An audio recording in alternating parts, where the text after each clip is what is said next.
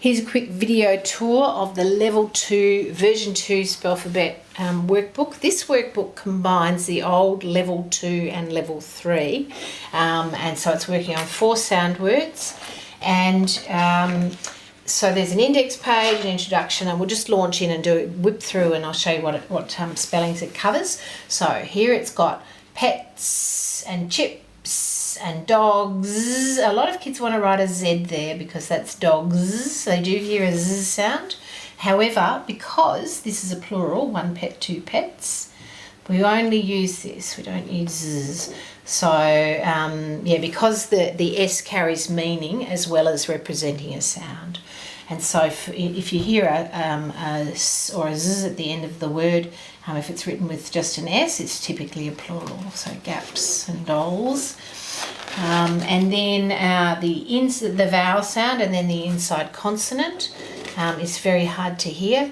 So pets, that is very hard to hear with a S because T and S are made in the same place in your mouth.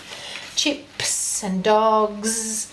And so working through and listening to the inside consonants just with a consistent ending spelling.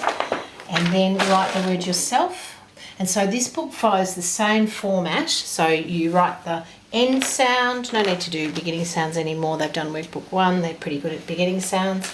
So end sounds, vowel sounds, write the inside consonant, and then write the whole word. Start again, new bunch of words, filth, gift, tent. Write the end sounds, write the vowel sounds, write the inside consonants, and then write the whole word. Same again, pond, camp, silk, and then same again, hold, length, belt, and then same again, hand, jump, golf. So they get pretty good at that after that many pages. And then we have as in checks and jacks and necks and rocks and stuff and tax, note tax. And then, so this is a either a plural or a third person, like it pecks, third person S. And then write the words yourself without copying. Then we have tax that we pay to the government. Tax and fox and box. So these ones are singular. So it's not CKS, even though the sound is the same, tax and tax, the tax that you pin in the wall and the tax that you pay, because this is a singular. So we write an X. And that letter X represents 2 sounds. So S, 2 sounds, not 1. Then R as in ask, so many dialects of English say ask and cast and class and fast, but not Australian English, we say an R there. However, kids are aware of those accents, and so they read it as ask and then they go, oh, ask. So they kind of write themselves if they've been watching any American TV, which most have. Bulk, busk, desk, disc. So here the letter K is the ending spelling, not CK. CK goes after A, E, I, O, A, as in back, neck, sick, lock, duck. Not after consonants. And then ng, as in bank. We did in the first book sing. So here we've got sing, but there's no NG, it's just N because we've got a K after it. Sing, and the K does the job of the job, if you want to say that. Dropping it, sorry about that. I have a very sophisticated setup here, as you can see. And then we have consonant combinations at the beginning, adjacent consonants, black, switch, pram, and we're still practicing these ones from the previous workbook, the doubles, the spellings that go after A, E, I, O, in a lot of different words. Vowel sound, inside consonant, write the whole word.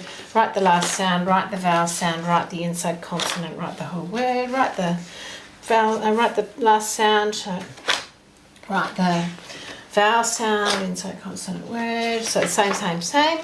Just different bunches of words. So the students are getting to hear those vowel sounds in multiple phonetic contexts and really refining their understanding of what A is and what at is, because those get very confused.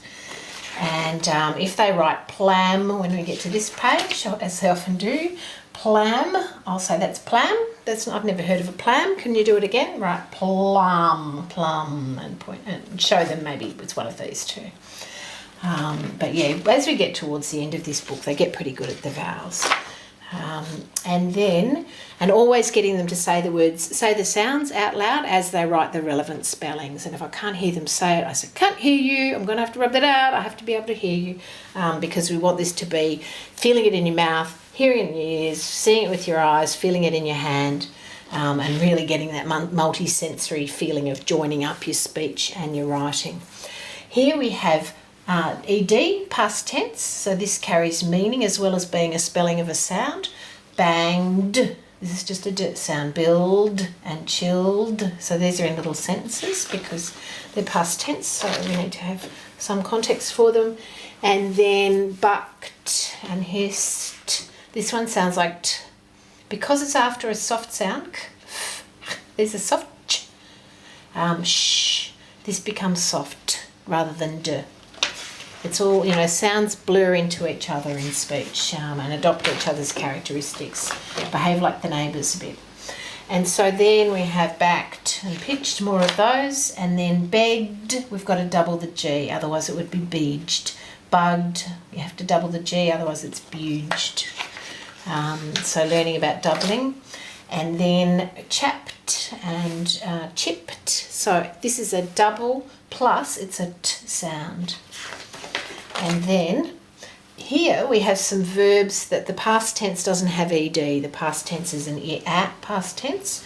Begin, began, sit, sat, sing, sang, spit, spat, ring, rang. From Old English, sorry about that. And not my fault. English has all these funny things. Bent, felt. So again, we don't write F-E-L-L-E-D, felt. That would be felled. But kept, we don't write K-E-P-P-E-D. We write it with just P-T. So some past tenses do have a T, not an ED. They have a letter T, not an ED. Unfortunately, very old words in the language. Some past tenses don't change, so the present and the past are the same. He, it, bit, him, Val, I can't think what that is, shut. Yeah, I shut today and I shut yesterday. It's the same. I shut my hands, I open, shut them, whatever that picture was. Then bat-ed. So we're doubling again, battered and fretted and netted. This time it's a syllable, so this is ed rather than just t or d, because the sound at the end of these words is in the same place as t and d. So you've got to put a vowel in the middle to separate them, otherwise you wouldn't hear the two. So bat, ed, fret, ed. So we're starting to get into some two-syllable words. Here we have qua, as in quack and quick and quid. We do not write qua like this in English, or like this. In Old English they did, not anymore. And then some five-sound words. So starting to get words a bit longer. Often that's with a third person or a plural S at the end. And some that have got triple consonants at the end, like clamps, clamp. So 6 sounds in that word. That's a hard one to hear the identity, the order and the number of all of those. So this is quite challenging work to write these kind of words. And then the in quads and squad and wand and wash and watch. When we have a WA, we say wah here. We don't say wah. Another weird thing from English, I'm sorry I didn't make it up. This one is possessive S. An ant's legs and a bat's wings, and then adding the possessive S, an elf's hat or whatever it is, and then this one, the boss's hat. When you say bosses, when you say an extra syllable, it's part of the possessive, then you need to write an extra S. But if you don't say an extra syllable, we don't say cats's, the cats's bowl, we don't write an extra S. The cross's top, we do write an extra S because we say crosses. The frog's frog's pond, wherever it is, the frogs, two frogs pond, it's not frogses, so we don't have to write another S. And then mixing up plural and possessive plural with 3 different ways of 2 chimps, singular plural, a chimp's lunch, possessive, the chimps, both of them, lunch, so that's plural possessive. And then, or as in book, so we're getting now into the last forgotten short vowel, o as in book. So short vowels, a, e, I, they have to have a consonant after them. You can't have them in an open syllable. And this is one that has pretty straightforward spelling. So o as in put, o as in good, and then we are at the end of workbook. Oh no, we've got one more. Or as in all, and bald, and call, and small, and tall. So we don't say at here, we say or. Don't ask me why, just to confuse children, but anyway, it's a nice clear pattern. And that's it for workbook 2, and then you can go on to workbook 3. If you have learners who need a very gentle slope, or if you've got learners who are keen to get to the guts of the vowel system, you can go straight up to workbook 4.